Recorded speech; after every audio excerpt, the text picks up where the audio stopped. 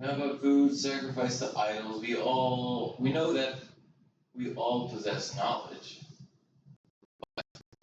of stuff while love builds up. Those who think they know something do not know, do not yet know as they ought to know.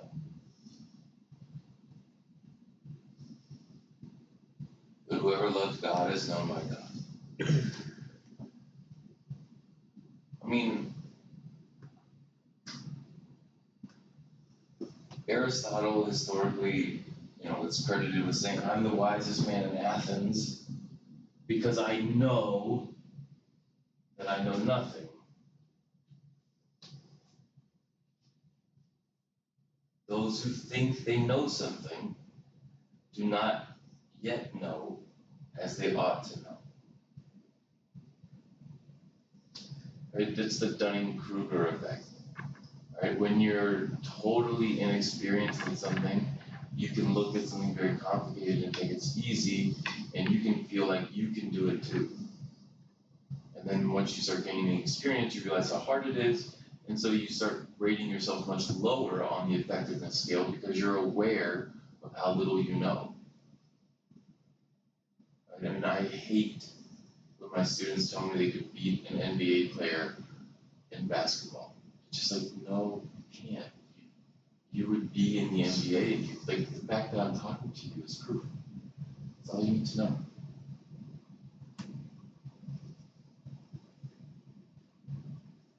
Those who think they know something do not yet know as they ought to know.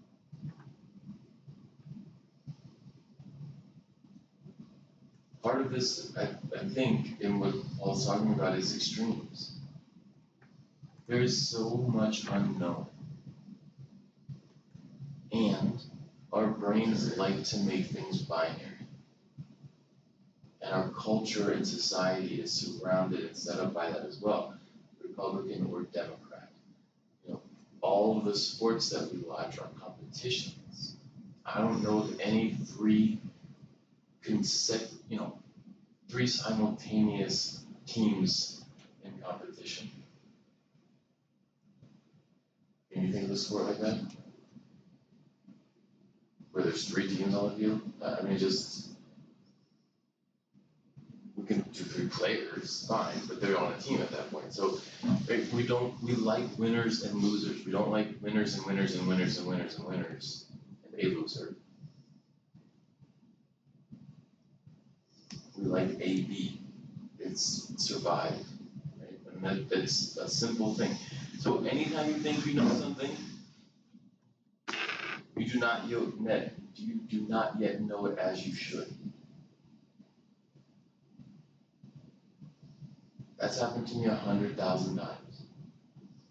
I used to think I knew what it meant to be a good husband. I think I knew what it meant to be a good Christian.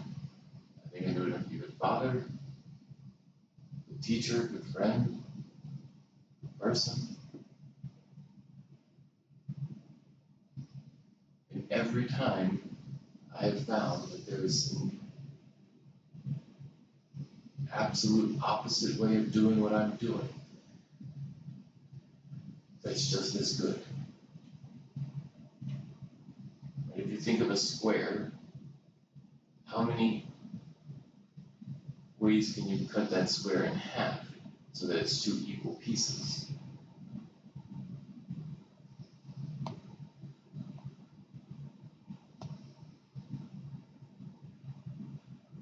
The answer is infinite. Just drawing a straight line through the center point, no matter what angle it's at, will make two equal halves. It's not one way or two or three. There's an infinite number as long as you're changing the degree by however infinitesimally small percent or degree. There is no limitation to our experience of this was good or this was bad.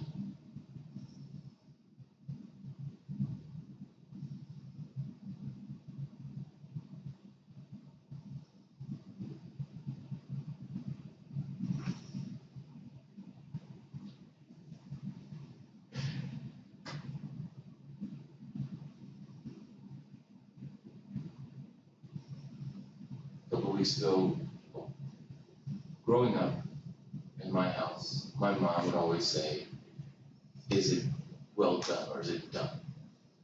And we would always say yes. And she would always say, well, and we eventually realized what she meant was, is it burnt? Because, and she would talk about this, and she still talks about this. Growing up, my grandmother, when she cooked food, she would burn it all the time, I guess. And just like 2 weeks ago, my mom's 62 years old. And just like 2 weeks ago, we were at her house, and she asked my sister, hey, is it done? And my sister said, well, it's done, but it's not burnt. And my mom said, well, in my house, burnt means done. I was like, Mom, you don't live in that house anymore. You can set a new definition of what it means to be burnt or done. But it really felt like my mom was stuck in this perspective or this way of thinking that what she defined to be done or burnt is different than what grandma or her mom used to define it as, but she's still forcing that definition into her life 60 years later. Make sense? It's like, Mom, you don't have to live that way. You're free from that. They're dead. Like grandma, grandpa don't live anymore. They cannot cook for us. They haven't cooked for you, Mom, in probably 20 years.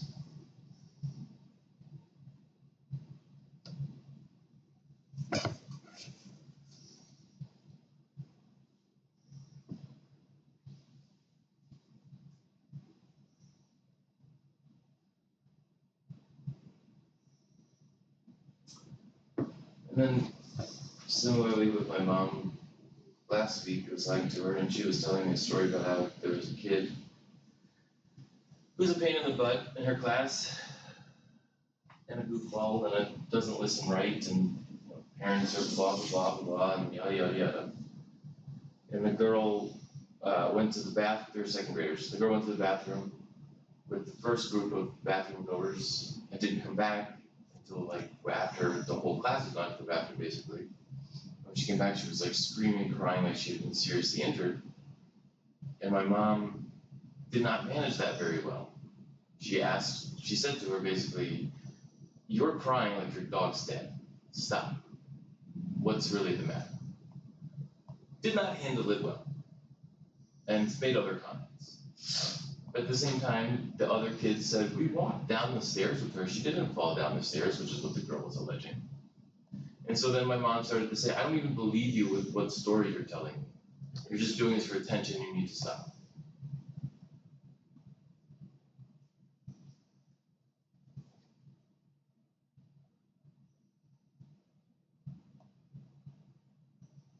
And it turned out, because my mom went and checked the security camera, that the girl did not fall down the steps. She fell up the steps. Because she was running by herself and tripped on the stairs and hit her head on the steps. And after she hit her head on the steps, she ran back into the bathroom and stayed in the bathroom crying for 20 minutes or whatever, and then finally went back into the classroom. And my mom kept asking the question, who does that? Who gets hurt and goes back in the bathroom? It's a really easy answer, isn't it?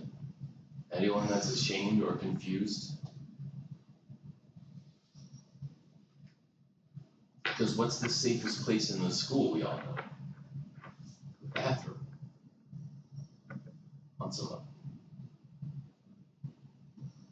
But I said to my mom, all you need to say, because the parents wanted to talk to her, I said, Mom, all you need to say is you were overwhelmed by a child who was expressing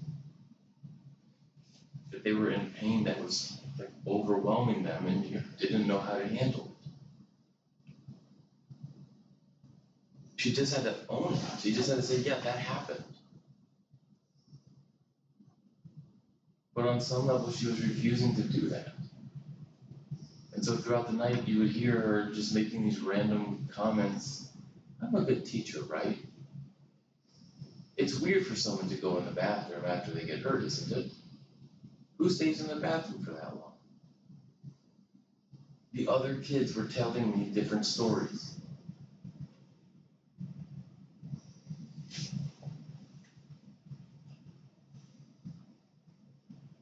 Why was my mom so afraid or so adamant in denying reality?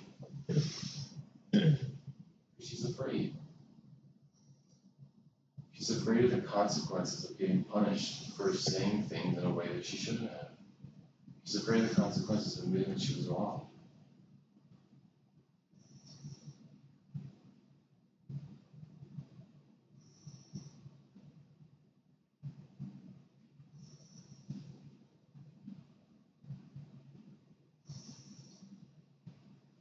Those who think they know something do not yet know as they ought to know. But whoever loves God is loved by God. So then about eating food sacrificed to idols, we know that an idol is nothing at all in the world, and that there is no God but one.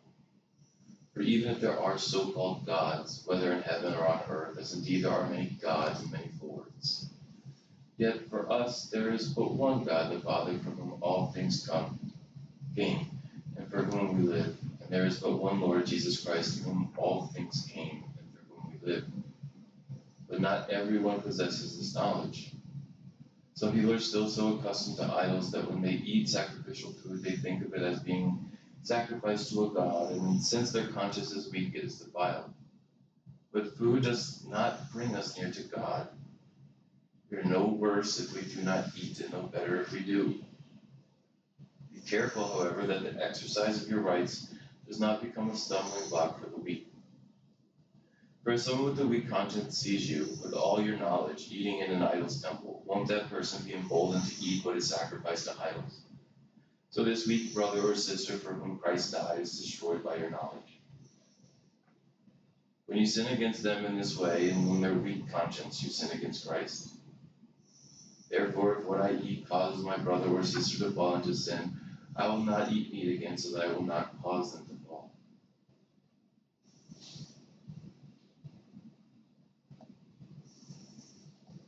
Going back to my mom, do I really know that she's forcing definitions of her young life into her 60s? Do I really know why she'd be bringing up burnt food versus done food? No. Do I really know why she refused to acknowledge the reality of the situation that happened to her last week? No. But I have my lens that I see the world through.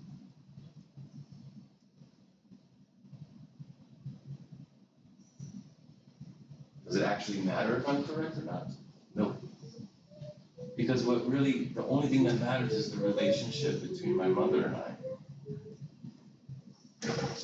Shalom.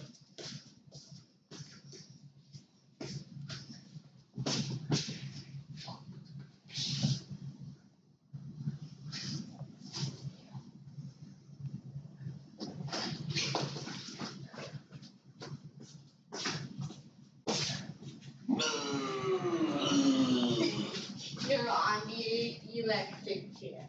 Challenge. Come here. Challenge, come sit. It says I activated. Oh, well, I'm on the activating. Right, so I mean, I can say what I want about my mom. I can look at her own past life, her whole life, and my experience with her, and make decisions about what I think she's doing and why and how. Okay. None of that is necessarily true. And even if it is true, it may not mean the same thing to her as it does to me. And so I have to be careful in how I act around my mom. Because what I'm saying is, if you just own it, Mom, it's not an issue. But she doesn't want to own it, or she's not willing or able or choosing to own it. And so telling her that all she needs to do is own it is only going to make her feel more guilty or ashamed.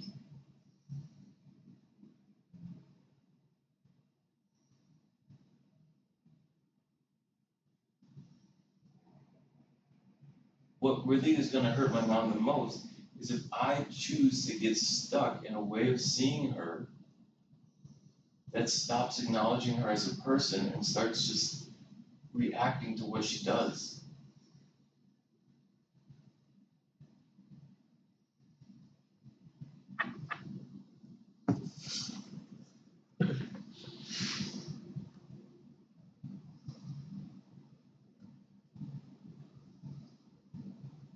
My grandma smoked until she died. She loved it. And from when we were like 4 years old to when we were like 16, 17, we would yell at her and steal her cigarettes, and sometimes my brother would even break them. She would get so mad. And that makes sense because my grandparents were not wealthy, and breaking cigarettes is a real mean thing, expensive thing to do.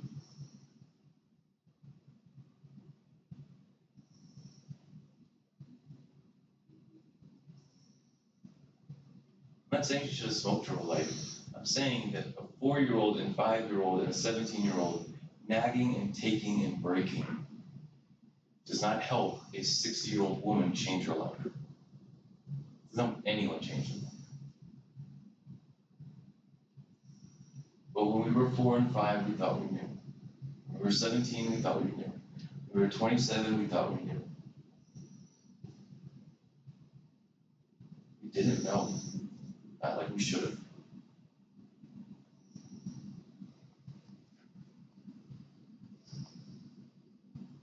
And then there's this whole other side of it, because this week a kid wrote a paper about how they liked a girl for 6 months but didn't tell them, and then one day they told them, and the girl did not reciprocate the feeling. And this kid has been like devastated by it for months.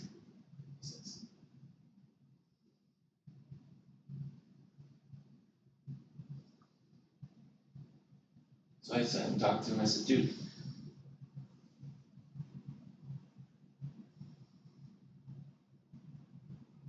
when you first learn to ride a bike, it's wobbly. You don't know how to find your balance. You fall. And it hurts, and it's uncomfortable, and it's frustrating, all those things. And then you choose to get back up and keep riding the bike. The issue isn't falling. The issue is the amount of time it takes you to find your balance. And the real issue is where and how do you fall? Because if you fall and you land on a spot that unveils a golden treasure, then you're richer for falling, and falling was the best thing that ever happened to you. If you fall on a nail and it's got rust on it and you have to amputate your leg after you fall off your bike, that is the worst, one of the worst things that can happen to you.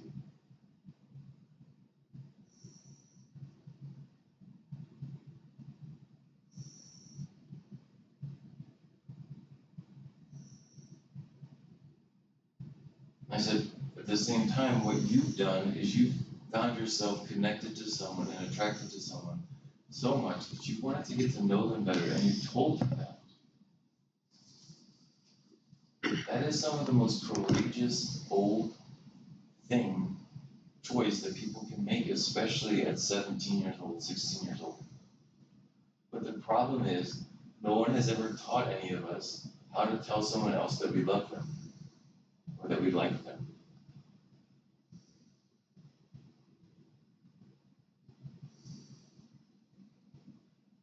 So what you did was you went to somebody who didn't know that you liked them, and you gave them a compliment, and they thought that they were going to get like a handful of candy or a handful of compliments or whatever, and then you just dumped a truckload of that stuff on top of them and said, here you go, this is all yours, here's everything that I've got. And the other person's standing there saying, I don't know what to do with this. I mean, yeah, this is good stuff, but I don't know what to do with it. I don't have space for any of this. And I don't have any clue how to give this back to you in a way that doesn't really hurt you.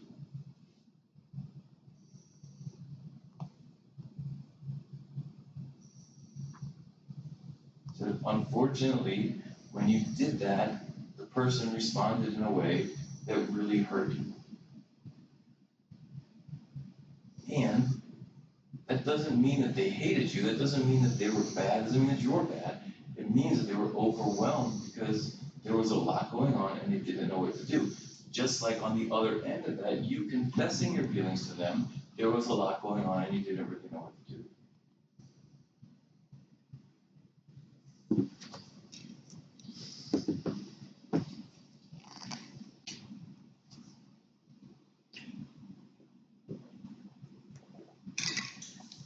The problem with knowledge or thinking that you know something when you don't yet know it as you should or as you ought is you interpret it stupid. That kid felt all alone and isolated and bad about himself and the world and his future prospects. I mean, the kid is a future Andrew Tate follower, potentially. But all he really needed to hear was, hey man, you're doing bad. You did too much. Doing the most. So next time, start saying what you're feeling as you're feeling it when you're comfortable with saying it, instead of holding it all in until a moment where you flood them. That kid didn't know balance yet, but he got confused with getting rejected and not knowing balance in his worth.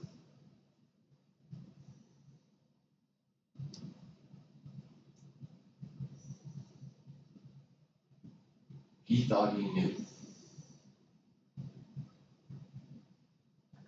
But pain made him interpret his experience weird. And so I'm telling him, hey man, you did a good thing in a good way. And you didn't execute. It wasn't perfect, obviously.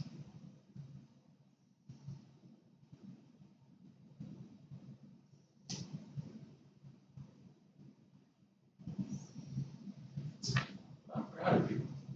And I'm pretty sure if you were my kid, I'd be proud of you too.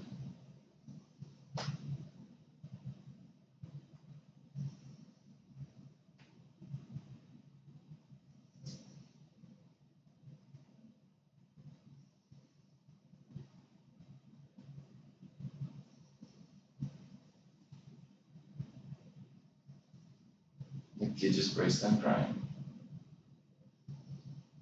And it was very funny to me that he's crying his eyes out as a young man who does not cry, obviously, in public. And I had left the door open because that's what you're supposed to do, but now he's crying, I went to go close the door and give him paper towels to wipe his eyes with, but it just became this really awkward thing because he's being really emotional and I'm closing the door, and then he got confused and scared, I think, a little bit, which makes sense to me because he was at a very vulnerable moment.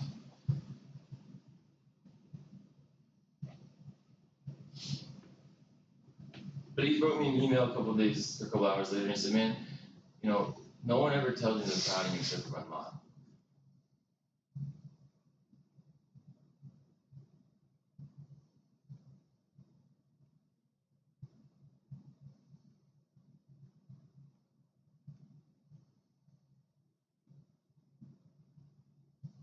He said, you know, that's nice, but it's my mom. And on the one hand, I 100% get that. Right? We want to be recognized by people outside of ourselves. We want to be recognized by the full spectrum of humanity. And I can imagine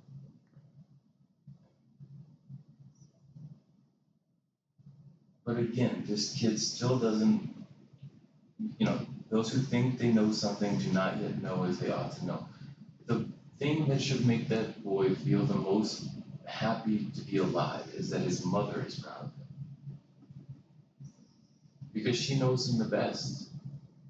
She knows what he's really like. I only see him sit there and be sad.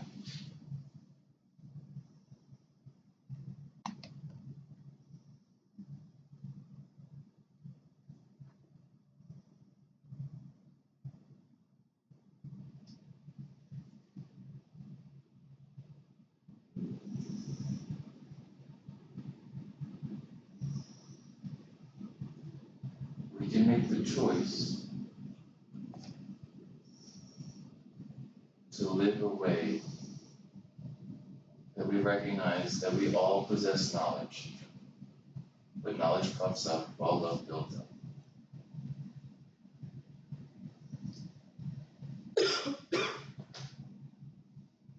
About 5 or 6 years ago, maybe longer, Tina and I were driving to our house, and there's a lake. It was incredibly blue. And Tina said, they must have treated the lake to make it look more blue. So that's stupid. It's reflecting the sky.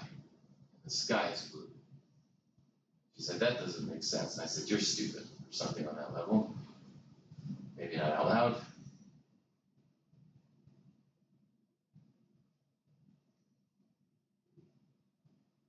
Can you treat water to make it turn more blue? Yes, that is a viable option. Can the sky reflect, or can the lake reflect the sky and look very blue? That is also a viable option. We both had knowledge.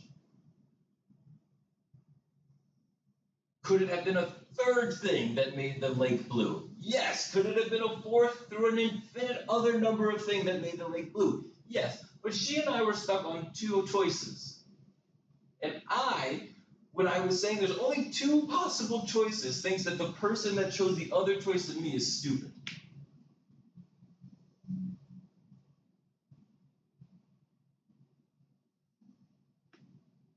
That is what is stupid. Instead of being open to infinite possibilities, which is the reality, I limited it to 2 and then said that the person that chose opposite of, or different than me is automatically wrong. And I think you all know how this goes, right? The water was treated and it looked more blue because it was treated. And I was absolutely 1000% wrong.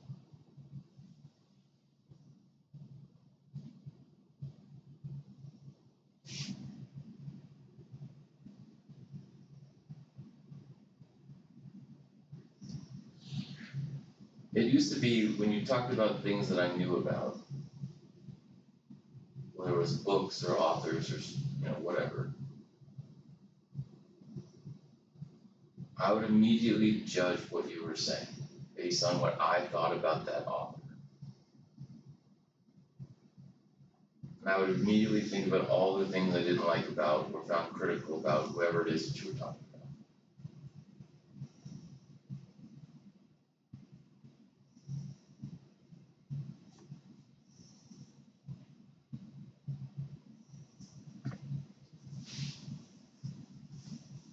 And I realized it's a really nasty and fearful way to live.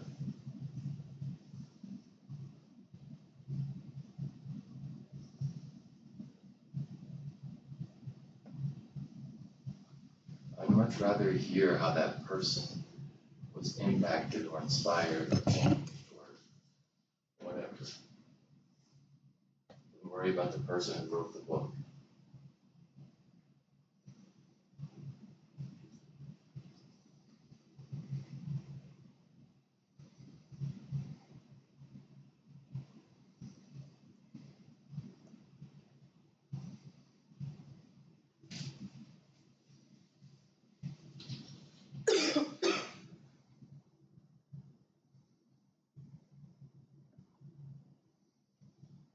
We all have knowledge.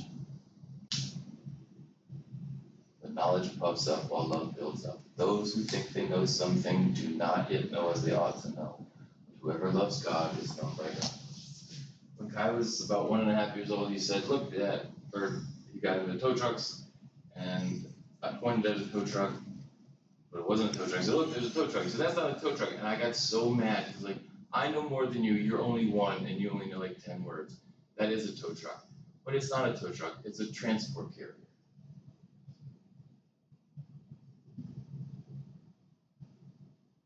And I didn't understand why I was so mad that I didn't know the word. Or I was mad at him when he told me I was wrong. When I know that I don't know it. So sensitive that a 1-year-old can make me upset by how stupid I feel.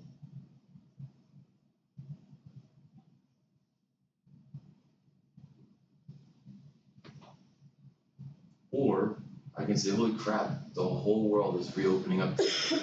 He's seeing it with new eyes, I can see it with new eyes. Let's look at it together. And now I walk around and I see all of the things that I don't know the name for, and it's amazing.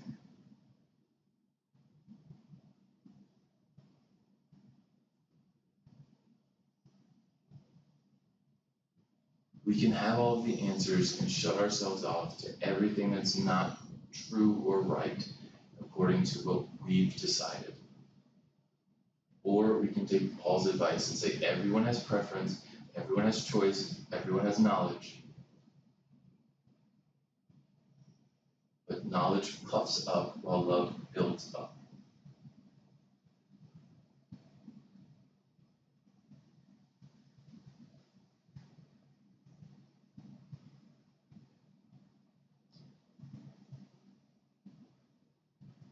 Those who think they know something do not yet know as they ought to know. But whoever loves God is known by God.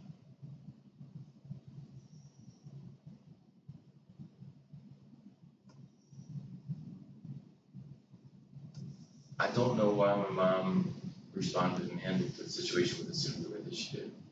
I don't. I can make my assumptions, and I have.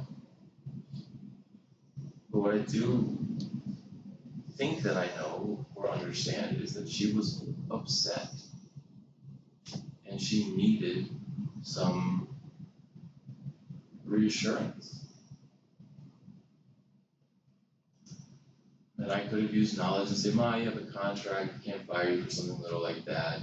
Blah, blah, blah. Why do you even care what a little kid thinks or says about you?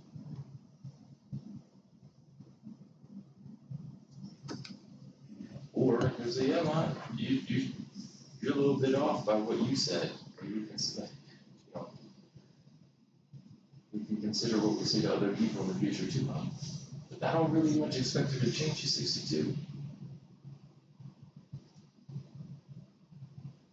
So I don't even need to correct her all the time, or ever, as at least.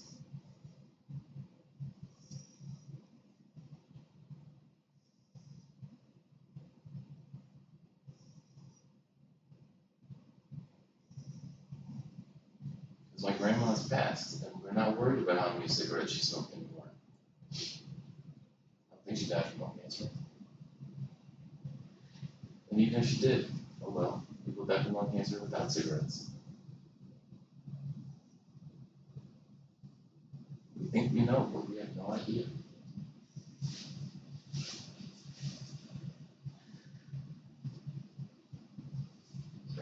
But we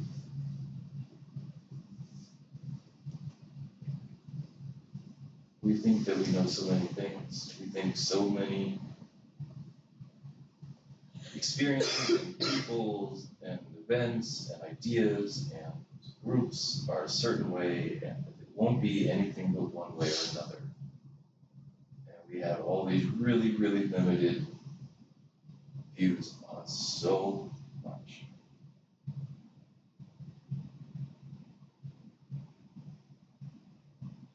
And that when you show up, everything changes. And our greatest shame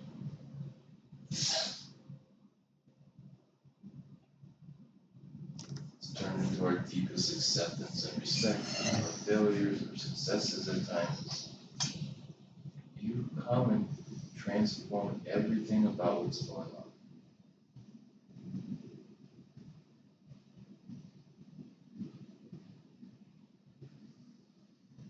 That we want to be more fully open.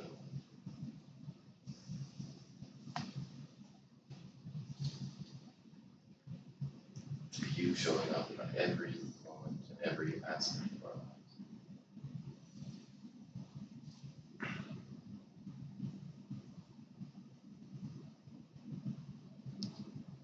I ask you to transform the way that we see the world, each other, and ourselves. We want to see like you, we want to know like we are, we want to love you and ourselves and our neighbors.